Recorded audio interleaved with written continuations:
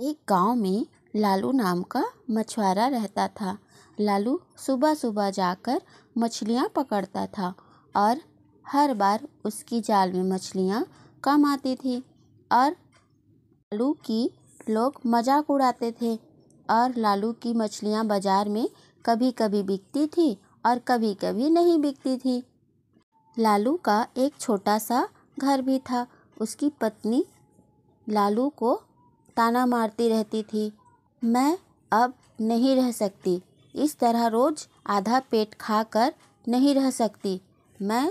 तब लालू कहता है, तो मैं क्या करूं बताओ, मेरे जाल में तो मछलियां ही नहीं फंसती। तो तुम किस तरह के मछुआरे हो बताओ, जो मछली नहीं पकड़ सकते। अरे इस तालाब में मछलियां नहीं मिल रही है, नहीं है। तब उसकी पत्नी कहती है, दूसरे गांव के तालाब में पकड़ने जाओ। तब लालू कहता है, अरे इस गांव में दूसरा तालाब कहाँ है। तब उसकी पत्नी कहती है, जंगल के अंदर जो तालाब है वहाँ जाओ। तब लालू कहता है, तुम्हें नहीं पता कि वह तालाब श्रापित है। पूरे गांव वाले कहते हैं वहाँ जो भी जाता है जिंदा नहीं आता। तब उसकी पत्नी कहती है, अजी छोड़ो, कल तुम उसी तालाब में जाना मछलियाँ पकड़ने। लालू कहता है, अरे उस तालाब के किनारे कोई नहीं जाता, तो इसीलिए तो कह रही हूँ कि तुम कल वहीं जाना, क्योंकि वहाँ कोई नहीं जाता तो वहाँ बहुत मछलियाँ होंगी और हमें बहुत सारा मछलियाँ मिलेगी। अरे ज़रा सोचो। तब उसकी जिद के कारण लालू मान जाता है और कहता है, ठीक है, इतना कह रही हो तो कल चला जाता हूँ मैं। अगली सुबह वह मछुआरा लालू जंगल के अंदर वाले तालाब के पास पहुँच जाता है और जाल फेंकता है। तब उसमें तो एक ही मछली फंसती है। तो लालू मछुआरा कहता है, अरे ये क्या, इसमें तो और भी मछली फंसनी चाहिए थी। और लालू फिर से जाल फेंकता है, फिर एक भी मछली नहीं फंसती। तब लालू कहता है, हे ऊपर वाले, मेरे किस्मत में मछली है ही नहीं क्या। फिर जाल फेंकता है पर कुछ भी नहीं फंसता। फिर लालू कहता है, जाता हूँ, एक ही मछली को बाजार में बेच दूंगा। कहकर वह बाजार आ जाता है और एक ही मछली को लेकर बैठा रहता है और आवाज़ लगाता है, ताज़ी ताज़ी मछली ले लो, ताज़ी ताज़ी मछली। तब कुछ लोग उसके पास आते हैं और कहते हैं, तुम श्रापित वाले तालाब से मछली पकड़ कर लाए हो, ये मछली खाकर हमें थोड़ी ना मरना है। श्रापित वाले पानी की मछली तुम्हें बेचने नहीं देंगे भैया। श्रापित मछलियाँ उठाओ और यहाँ से जाओ। लालू कहता है, पर सुनो तो भैया, तुम लोग कहते हो। तब लोग कहते हैं, कोई किंतु परंतु नहीं, अपना ठेला उठाओ और जाओ। क्यों भैया, ना हम खाएंगे और ना किसी को खाने देंगे। क्यों भैया। फिर लालू मछली उठाकर चलते चलते बोलता है, हाँ, आज तो कोई आमदनी नहीं हुआ, घर जाऊंगा तो पत्नी और चिल्लाएगी, हे ऊपर वाले, क्या मेरी किस्मत में बिल्कुल भी सुख नहीं है। फिर घर पहुंचते ही उसकी पत्नी, तुमसे ना अब कुछ नहीं होगा, तुम ना कोई काम के नहीं हो, तुमसे शादी करना मेरी ज़िंदगी की सबसे बड़ी गलती थी। यह कहकर खड़े खड़े उसे बहुत सुनाती है। ये यहाँ खड़े खड़े टुकुर टुकुर क्या देख रहे हो, दो दो मछली तो दो। ना घर में चावल है ना तेल है, आज सिर्फ उबली हुई मछली खाओगे तुम, सिर्फ उबली हुई। इस तरह से अब मैं और नहीं रह सकती, मैं चली जाऊंगी, मैं अपने माँ के घर चली जाऊंगी। इस बार अब कुछ नहीं बचा, मैं और इस घर में कभी वापस नहीं आऊंगी, बता देती हूँ तुमको। और जैसे ही मछली को काटती है उसमें से कुछ निकलता है तो वह कहती है, मछली के अंडे का रंग तो ऐसा नहीं होता, तो फिर यह क्या है। अरे कहाँ रह गए, सुनते हो, सुनो तो सही, जल्दी से यहाँ आओ। तो लालू क्या हुआ क्या हुआ कहकर उसके पास आता है। तब उसकी पत्नी उसे दिखाती है, ये देखो, ये मुझे इस मछली के पेट में क्या मिला। क्या है? इसे देखो तो जैसे ना दिखाई पड़ता है वैसे ही दिख रहा है। फिर लालू उसे हाथ में लेता है और देखता है, अरे ये चमक ही नहीं रहा बल्कि इसका वजन भी भारी है। हे भाग्यवान, ये लगता है ये सोना है। तब उसकी पत्नी कहती है, असली सोना है? लगता तो है बिल्कुल असली है। और हाँ हाँ, फिर दोनों हा हा हा करके हंसने लगते हैं और कहती है, मछली के अंदर से सोने का अंडा, हा हा हा। तब लालू कहता है, हे ऊपर वाले, मैं इतने दिनों से मांग ही रहा था, आज आपने दे ही दिया, वो भी असली सोना। हम लोग अमीर हो गए, भाग्यवान, बहुत बहुत अमीर। अब हमें किसी बात की कोई कमी नहीं रहेगी और हम दोनों अमीर हो जाएंगे। फिर से हंसते हैं, हा हा हा। सच में यकीन नहीं हो रहा है, हम लोग तो सच में अमीर हो गए। फिर पत्नी कहती है, एक काम करो, इसे बेचकर आओ। तब लालू कहता है, हाँ हाँ क्यों नहीं, मैं जाता हूँ जल्दी। और लालू जाकर बेच देता है और ढेर सारा सामान लाता है। उसकी पत्नी खुश हो जाती है और कहती है, लगता है, सुनो, लगता है वो तालाब जादुई तालाब है। कल तुम फिर वहीं जाना, क्या पता दोबारा वहाँ सोने की मछली मिल जाए। तब लालू कहता है, ठीक है भाग्यवान, मैं चला जाऊँगा, पर अभी तो कुछ खिला दो, मैं जो लाया हूँ उसे अच्छे से बना दो। फिर दोनों खाना खाते हैं। फिर दूसरे दिन लालू वहाँ फिर जाता है और फिर जाल फेंकता है, तो फिर एक मछली फंसती है और लालू उसे फिर बाजार लेकर नहीं जाता, सीधा घर आ जाता है और उसकी पत्नी को देता है। फिर वह उसे काटती है तो फिर से सोना निकलता है। दोनों बड़े खुश होते हैं। तब लालू कहता है, हमें रोज़ इसी तरह एक मछली मिल जाए, हम गरीब नहीं रहेंगे। रोज़ एक एक कर मछलियाँ ही अंडा देती रहे, फिर हमारी गरीबी दूर हो जाएगी। तब लालू की पत्नी कहती है, हाँ, हम घर खरीदेंगे, गाड़ी खरीदेंगे, घर में नौकर चाकर होंगे। ऐसा कहकर बहुत खुश होती है। फिर वह बहुत खुश होने के बाद फिर लालू रोज जाता है और एक मछली पकड़ कर लाता है। फिर वे उसे बेच बेच कर घर खरीद लेते हैं और गाड़ी, घर में नौकर चाकर भी होते हैं। बड़ी बड़ी गाड़ियाँ और नौकर चाकर, उसके सारे सपने पूरे हो गए। सारा सोने का कमाल था। फिर भी लालू की पत्नी का लालच कम नहीं हुआ और वो ज़्यादा लालची बनने लगी। तब लालू फिर पूछता है, क्या हुआ भाग्यवान? तब उसकी पत्नी कहती है, क्यों ना मुँह फुलाऊं भला, बता सकते हो? तो लालू पूछता है, अब क्या हुआ? लालू की पत्नी कहती है, मेरे कितने सारे सपने हैं, मैं कुछ भी पूरा नहीं कर पा रही हूँ। क्यों भाग्यवान? इतना बड़ा घर, इतनी बड़ी बड़ी गाड़ियाँ, नौकर चाकर, सब कुछ तो है और सारे पैसे, सब कुछ तो है। तब लालू की पत्नी कहती है, कितने सारे पैसे? कहाँ? हमारे पास? बताओ बताओ, मैं पृथ्वी में सबसे बड़ा अमीर बनना चाहती हूँ। तब लालू कहता है, जो भी है ठीक है ना भाग्यवान, रोज़ एक मछली पकड़ते हैं और सोने का अंडा निकालते हैं, और क्या चाहिए भाग्यवान? तब उसकी पत्नी कहती है, यही बात तो तुम्हारी मुझे पसंद नहीं है, बस छोटे में ही खुश हो जाते हो, थोड़ा मिला थोड़े में ही बस बहुत है कहते हो, बिल्कुल भी बड़ा बनना नहीं चाहते। उसकी पत्नी का लालच कम ही नहीं हो रहा था। लालू से कहती है कि एक काम करो, रोज़ रोज़ एक एक पकड़ने के बजाय तुम एक साथ उस तालाब की सारी मछलियाँ पकड़ लाओ, फिर हमें कितना मछली मिलेगा और हम कितना सोना पा जाएंगे।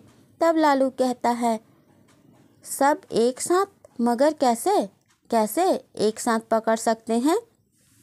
जाल में तो एक ही मछली आती है। में क्या है? क्या हुआ? चलो हम दोनों जाके सब मछली पकड़ लाएंगे, फिर हमें कितना सोना मिल जाएगा ना। तब लालू कहता है, अरे भाग्यवान, लेकिन इतना लालच ठीक रहेगा? हम हर रोज एक मछली तो पकड़ कर ला ही रहे हैं। वही अच्छा है भाग्यवान, इतना लालच ठीक नहीं है। कितना कमज़ोर हो तुम, मैं जो बोलूँगी वही होगा। मेरे ही कहने पर तुम उस तालाब पर गए थे और तुम्हें सोने की मछली मिली, इसीलिए कल सुबह मैं और तुम साथ में उस तालाब में जाएंगे और सब मछलियाँ पकड़ लाएंगे। बस मैंने कह दिया, समझे तुम? और सवेरे दोनों कोई उस तालाब के किनारे पहुंच जाते हैं।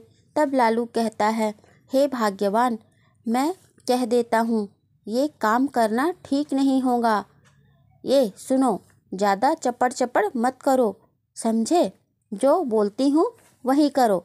चलो और काम पे लग जाओ। फिर वो सारा पानी निकाल निकाल कर फेंक रहे थे और सुबह से शाम और फिर रात हो गई, सारा पानी फेंक दिया दोनों ने मिलकर। फिर ये क्या, सारा पानी तो फेंका गया और इस में तो एक भी मछली नहीं मिली। मछलियाँ कहाँ गई? तब लालू कहता है, यही तो मैं भी देख रहा हूँ, मछलियाँ तो होनी चाहिए थी, मगर इसमें तो एक भी मछली नहीं दिख रही है। ये तो आश्चर्य की बात है। ये क्या हो रहा है? अरे, हमारे पैरों में पानी भर रहा है और दोनों के पैर के नीचे पानी भर रहा था। दोनों फड़फड़ा रहे थे। लालू की पत्नी चिल्लाने लगी, बचाओ बचाओ, अरे तुम कुछ करो। तब लालू कहता है, मैं क्या करूँगा? अरे कुछ तो करो, मैं तो हिल भी नहीं पा रहा हूँ, तो मैं क्या करूँ? मैं बार बार बोल रहा था, मगर तुम सुनती कहाँ हो? इतना लालच करना ठीक नहीं है, मगर तुम किसी का सुनती हो? कहकर ये श्रापित तालाब है, सारे लोग बोल रहे थे। अरे कोई बचाओ, हमें डूबते जा रहे हैं, अब क्या होगा हे भगवान? लालू कहता है, लालच का फल मृत्यु ही होता है। बहुत लालच बढ़ गया था तुम्हारा। बचाओ बचाओ कहते कहते दोनों डूब गए। बात उस जमाने की है जब एक राजा एक देश पर राज्य किया करता था। राजा बहुत ही समझदार और अक्लमंद था, पर वो अभी तक कुंवारा था, क्योंकि उसे अपने पसंद की लड़की नहीं मिल रही थी। तभी एक दिन मंत्री, क्या तुमने वो काम संपन्न किया जो तुम्हें सौंपा गया था? मंत्री कहता है, माफ़ कर दीजिए महाराज, हमें ऐसी लड़की ढूंढ ली मगर नहीं मिली। तब राजा कहता है, कोई बात नहीं मंत्री, आप अपना तलाश जारी रखिए, हो सके तो आसपास के कई राज्यों में ढूंढिए, क्या पता हमें हमारे पसंद की पत्नी मिल जाए। राजा चाहता था कि उसकी पत्नी इतनी खूबसूरत हो कि चांद भी देखे तो शर्मा जाए, और समझदार इतनी हो कि बड़े बड़े विद्वान भी उसके सामने पानी भरे। मंत्री ने उसे कुछ खास तो को बोल रखा था कि ऐसी लड़की मिले तो बताए, और जो मिलते थे वो अगर अक्लमंद थे तो खूबसूरत नहीं थे, और जो खूबसूरत थे वो अक्लमंद नहीं थे। राजा को समझ नहीं आ रहा था कि वो करे तो क्या करे। उसे दिन रात यही चिंता सता रही थी कि उसके बाद उसके राजगद्दी का वारिस कौन बनेगा। एक दिन मंत्री राजा से, महाराज, यदि आप बुरा ना माने तो मैं आपसे कुछ बात करना चाहता हूँ। ठीक है मंत्री। मंत्री बोला, क्या बात है, क्या कहना चाहते हो? तभी मंत्री कहता है, महाराज, अगर आप मेरी मानो तो एक गरीब आदमी का भेष बदलकर एक राज्य से दूसरे राज्य घूमें, फिर हो सकता है कि कोई लड़की आपको पसंद आ जाए।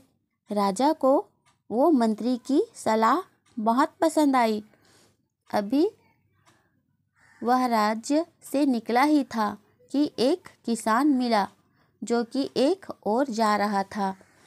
भाई, अगर तुम मेरे साथ चलना पसंद करोगे तो मैं भी तुम्हें अपनी सवारी पर बिठा लूँगा। तब किसान कहता है, अरे भाई, तुम तो खुद ही पैदल चल रहे हो, तो तुम मुझे सवारी में क्या बैठाओगे? राजा ने उस बात का कोई जवाब नहीं दिया। फिर दोनों साथ चलते चलते कुछ दूर चले आए। फिर एक खेत दिखा जिसमें गेहूं की फसल लगी थी। फिर किसान कहता है, कितनी शानदार फसल है।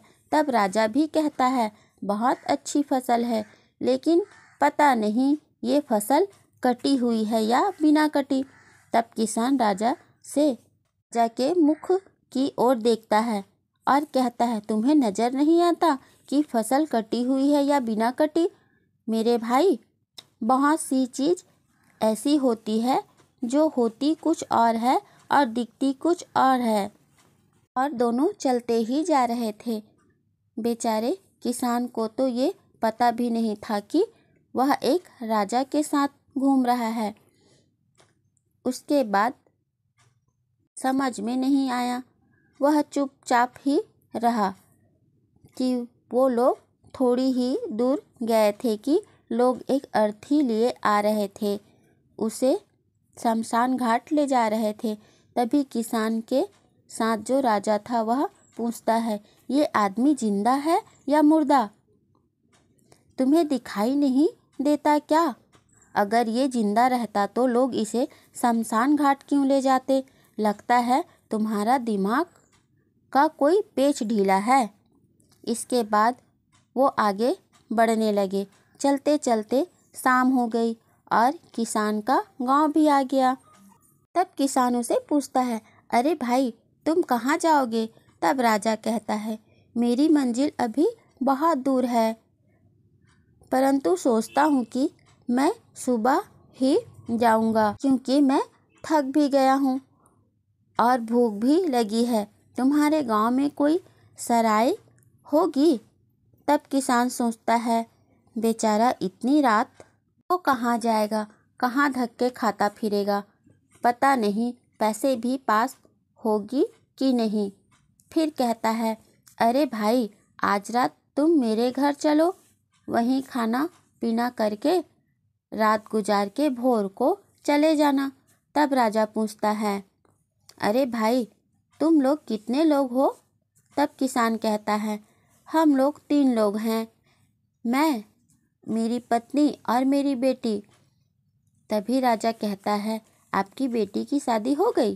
तब किसान कहता है, अभी नहीं, पर मैं सोचता हूँ इस बार फसल बेचकर उसके हाथ पीले कर दूंगा। फिर वो घर पहुँच जाते हैं। किसान ने अपने घर का दरवाज़ा खटखटाया। किसान की पत्नी बड़ी बेचैनी से उसकी राह तक रही थी। फिर उसने एक अजनबी के साथ किसान को देखा तो हैरान हुई। किसान का घर छोटा सा था, पर बहुत ही साफ सुथरा था। लग रहा था कि किसान ने अपनी उम्र भर की कमाई घर पर ही लगा दी थी। एक किनारे पर दिया जल रहा था। तभी दूसरे कमरे से एक लड़की बाहर निकली, ऐसा मानो कि चांदनी खुद जमीन पर उतर आई हो। कितना खूबसूरत मकान है, मगर एक ईंट की कमी है। किसान झुलझुला गया, क्योंकि किसान ने बड़े मेहनत से घर को बनाया था। फिर किसान कहता है, अच्छा भाई, चलो खाना खा लेते हैं। फिर राजा कहता है, मैं खाने के बाद कुछ टाइम टहलता हूँ, मैं कुछ ही देर में आ जाऊँगा, दरवाज़ा बंद कर लो। और राजा टहलने जाता है। इधर किसान कहता है, बड़ा ही अजीब आदमी है, रास्ते भर अनसंड बातें करता हुआ मेरा दिमाग खराब कर गया था। ये कहकर किसान ने अपनी पत्नी और बेटी को शुरू से अंत तक की सारी बातें बताई। लड़की ने एक एक शब्द को बड़े गौर से सुना और कहने लगी, पिताजी, ये आदमी कोई बेवकूफ़ नहीं, बहुत ही अक्लमंद है। अरे बिटिया, कैसे? बिटिया, जरा सुनो तो, इसने कहा, अगर तुम मेरे साथ चलना पसंद करोगे तो मैं तुम्हें अपनी सवारी पर बिठाऊंगा। तब किसान की बेटी कहती है, पिताजी, उसका यह कहना बिल्कुल सही था।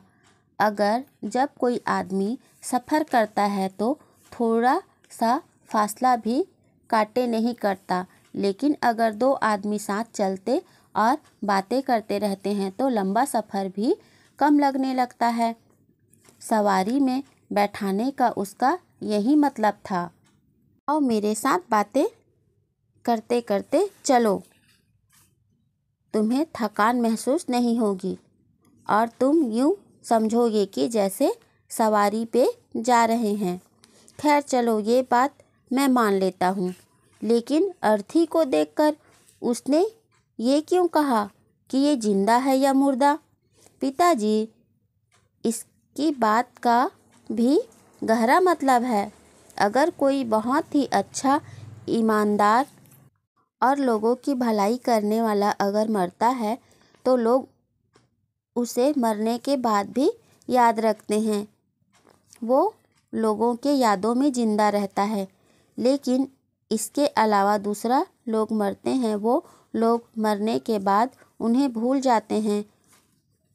उसका पूछने का मतलब वही था कि ये वो इंसान किस तरह का इंसान था। अच्छा ठीक, मगर उसने गेहूं के फसल को देखकर क्यों पूछा कि ये किसे पता कि ये कट गया है या बिना कटा है? ये बात समझ नहीं आई। पिताजी, कुछ किसान फसल को काटने से पहले ही बेच देते हैं। हो सकता है खेत के मालिक ने अपना फसल बेच दिया हो। इस हाल में तो उस खेत का फसल कट ही चुका है और उसने फसल का दाम भी वसूल कर लिया हो सकता है। बेटी, तुम्हारी ये बातें भी ठीक हो, लेकिन इसने मेरे मकान के बारे में ये क्यों कहा कि मकान तो बहुत ही खूबसूरत बना है, लेकिन इसमें एक ईंट की कमी है? पिताजी, उसने ये मकान के बारे में नहीं, उसने मेरे बारे में कहा। मेरे आगे का एक दांत टूटा हुआ है और जब मैं बात करती हूँ तो आगे के दांत दिखते हैं। उसने उसी को बताया है कि मकान मैं हूँ और ईंट मेरे दांत हैं। उधर राजा टहलने नहीं गया था, वह तो छुपकर सारी बातें सुन रहा था। लड़की ने जवाब सारी बातों का सही दिया था। लड़की ने जब अपनी बात ख़त्म की तब राजा ने दरवाज़ा खटखटाया। किसान ने दरवाज़ा खोला और कहा, अरे भाई, आओ आओ, अंदर आओ, तुम तो बहुत विद्वान मालूम होते हो। तो राजा ने कहा, हम इस राज्य के राजा हैं। भगवान का धन्यवाद, जिस तरह की पत्नी मुझे चाहिए थी वो मुझे आज मिल गई, वो भी आपके बेटी के रूप में। हम आपकी बेटी से विवाह करना चाहते हैं। फिर किसान बहुत खुश हुआ और फिर दोनों की विवाह कर देते हैं। उसके बाद वे खुशी खुशी अपना राजपाट संभालते हैं। तरह की ज्ञानप्रद और रोमांचक कहानियाँ सुनने के लिए हमारे चैनल को सब्सक्राइब, लाइक ज़रूर करें।